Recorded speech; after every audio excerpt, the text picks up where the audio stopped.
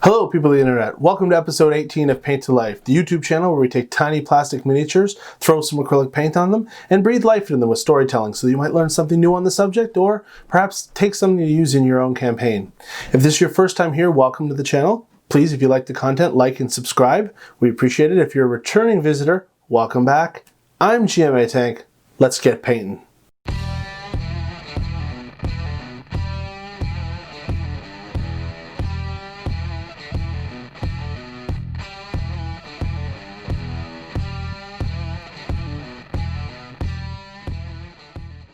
Alright, last week we painted a modified Pathfinder's Battles from WizKids Pit Devil to look like Diablo from the Diablo franchise, and we recounted the story of Diablo from Diablo 1. If you missed that episode, you can check it out there, and I strongly suggest you do, as the video got more likes than Diablo Immortal at BlizzCon 2018. Tonight we're going to be painting the final of the 5 metallic dragons in the series, and that would be the Silver Dragon. Silver dragons so love the company of humanoids that they can spend entire lifetimes transformed in disguise so that they might live among them. They are lawful good creatures and hate injustice and cruelty, although they are more concerned with protecting innocents than hunting out and punishing evildoers. Though they can be found almost anywhere, silver dragons prefer high mountains and vast, open skies with billowing clouds. They often dwell in towns where they can blend in with the population, although they will typically reside somewhere with a lot of open space so that they can transform in their true form should the need arise. Like other dragons, they believe themselves superior to most other beings, but unlike other dragons, silvers believe that being a dragon imposes some limitations.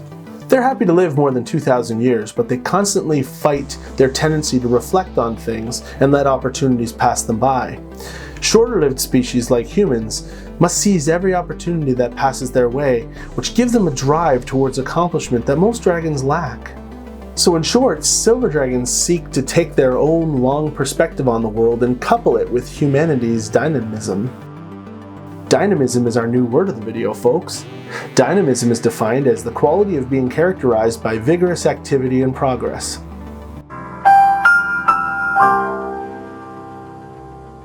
These dragons are non-violent and actively avoid combat, unless they're faced with an evil threat or an aggressive opponent, in which case they have 2 breaths, either a breath of freezing cold or of paralyzing gas. But who is our silver dragon? Nathoud sat in the hill country, at the feet of the southern slopes of the ice-rimmed mountains bordering the endless wastes. The Nathoud ranch was a horse farm just outside of the boundaries of the town, owned by an elderly couple in their 80s by the names of Argentis and Erdene, and they were cherished by all. They had been friends and supporters of the Nathoud community their whole lives.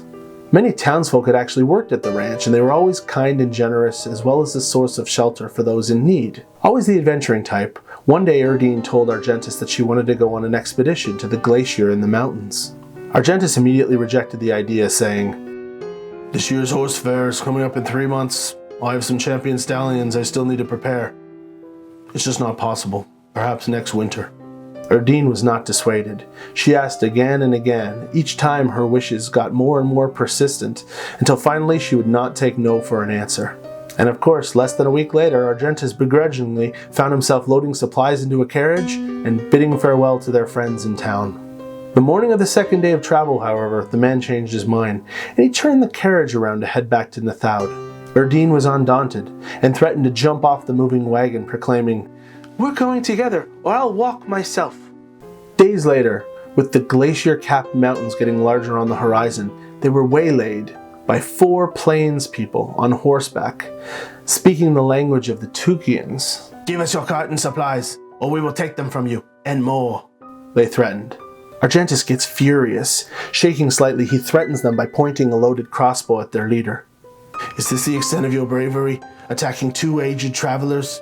Perhaps you need a realignment, young man." Erdene stands up to calm everyone down. She recognizes the past winter was harsh and very hard on the plains people.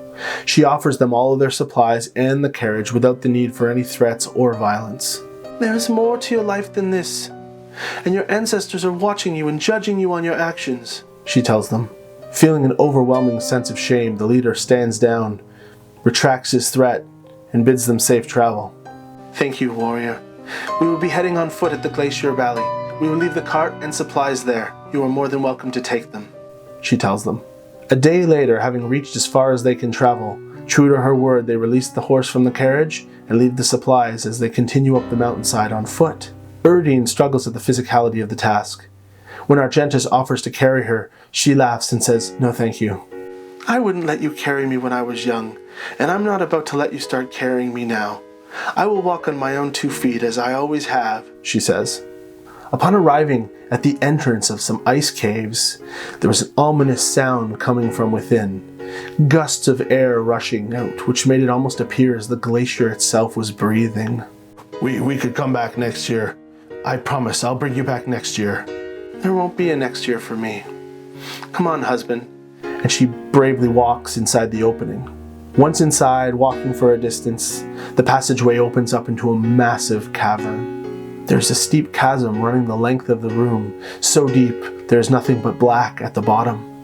The ominous sound reveals itself to be a cascading waterfall of melting glacial ice tumbling from the ceiling, crashing down into a shallow pool sparkling on the floor. Sunlight shines in through the mist like ribbons of yellow through holes in the wall, refracting off the ice and giving everything a cool blue glow. "Remember, you took me here on our first date?" "I don't want to be here." "You promised you'd bring me here again one day, and now that day has arrived. Now take off those clothes." What kind of smut is this? Unquestionably, gradually, Argentis removes each article of clothing from his body, like he has all the time in the world, or he's attempting to delay an inevitable. Finally, the man's aged, naked body stands before her. "All of them, my love," she says. With a groan, he hangs his head, and his body begins to shift and distort as he takes to his true form for the first time in over 65 years. There, standing before Erdene, dwarfing her small frame, hunched over with brown, unsightly, tarnished scales, the effects of being permanently transformed for such an extended amount of time, crouches a silver dragon. The dragon's immense head crooks over its massive frame and recognizes the state of its body until its eyes eventually lock with those of his human wife. Large tears like quicksilver ran from those eyes, leaving trails of sterling in their wake. The elderly woman put her frail hand atop of the dragon's massive claw. "Do not be sad, my love. Bathe in the beauty of this place and let me see you one last time." The dragon tottered forward and placed its head through the cascading waterfall. From the other side emerged a rejuvenated, shining beak-like nose with silver scales shining bright like newly minted silver coins. Next came his wings, one at a time, followed by his entire mass. And with every lap of water that rolled down his scales, the built-up tarnish left with it, draining into the pool. Fully cleansed, he reared up on his hind legs with wings extended wide, and let out a gentle cooing noise from his mouth that drew a hoot and applause from the elderly woman. Suddenly the dragon began to shrink, its wings wrapping around it like a cocoon underneath the waterfall, sending water splashing everywhere. And from that splashing emerged a young man with beautiful blue-gray eyes and hair glistening from water that was dripping from it. "There is my beautiful husband. There is my beautiful wife." They embrace each other with a tender hug and kiss.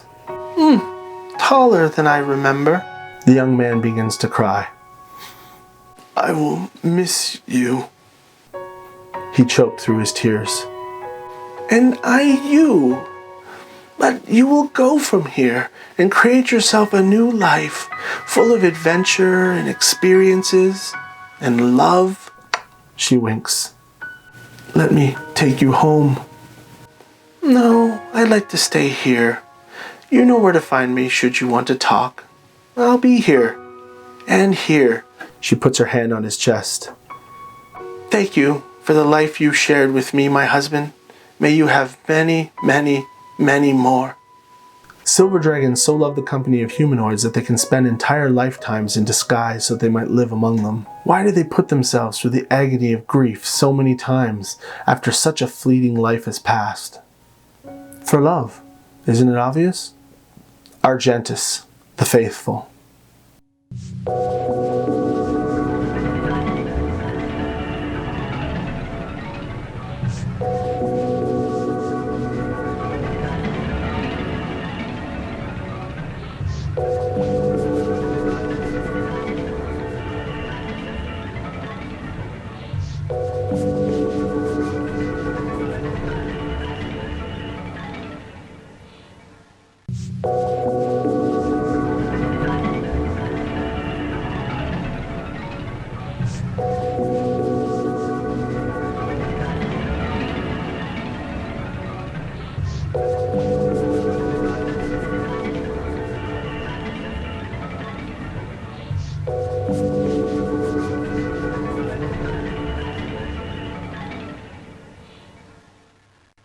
Well, that's it. So what did you think of the story of Argentis the Faithful?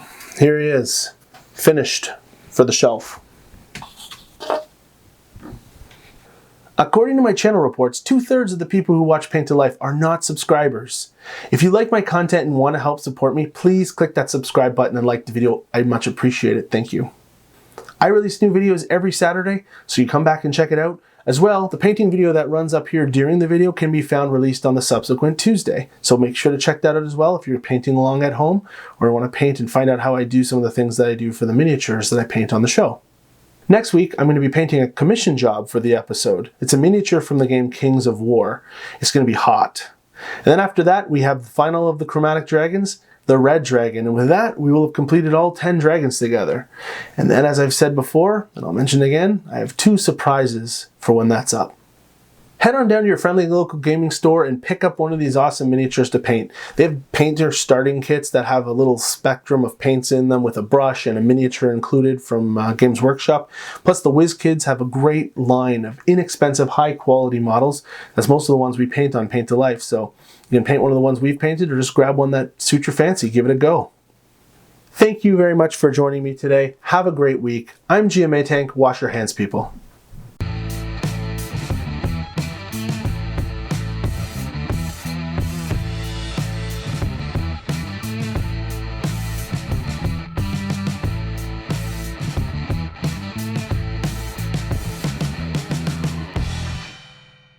He reared up on his hind legs with wings extended wide and let out a gentle cooing noise from his mouth